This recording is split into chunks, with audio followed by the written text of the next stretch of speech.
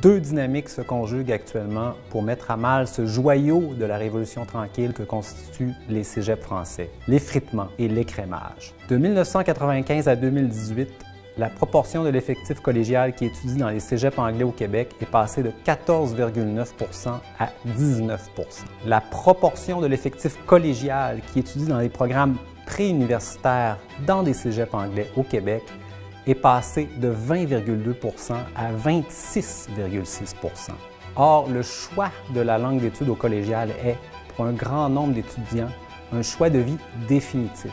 Les étudiants inscrits au cégep anglais s'inscriront très majoritairement à l'université en anglais. Il existe toujours au Québec une structuration du savoir en fonction de la langue d'enseignement, chose qui avait été révélée par la commission Gendron en 1972.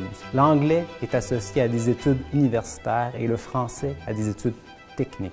À Montréal, environ la moitié des effectifs au préuniversitaire sont inscrits dans des cégeps anglais. Il y a eu au cours du temps une baisse importante de la proportion d'anglophones inscrits dans les cégeps anglais. La majorité des places dans les cégeps anglais sont aujourd'hui occupées par des allophones.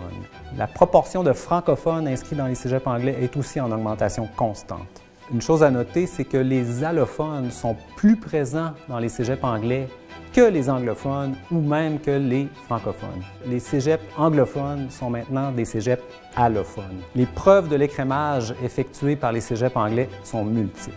Dawson reçoit environ 11 500 demandes d'admission par année et accepte seulement 30 % de ces demandes. Pour rentrer à Dawson en sciences de la nature, il faut 88 % de moyenne ou plus en secondaire 5. Même si 19 % des effectifs collégiaux sont inscrits dans les cégeps anglais, les cégeps anglais remettent 20 % des diplômes d'études collégiales au Québec.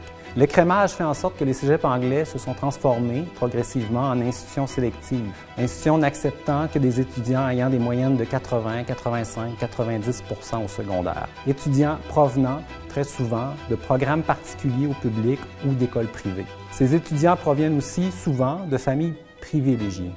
Ces institutions d'élite des cégeps anglais sont pourtant financées à 100 % par les fonds publics. L'existence même de cet écrémage en fonction de la langue d'enseignement est, pour le Québec français, d'une grande violence symbolique. Non seulement le français se trouve à être déclassé comme langue des études pour une partie croissante des futures élites, mais ce déclassement a la bénédiction du gouvernement du Québec qui finance entièrement les coûts de l'opération. Le gouvernement du Québec secondarise, dans les mots du linguiste Claude Simard, lui-même le français au collégial.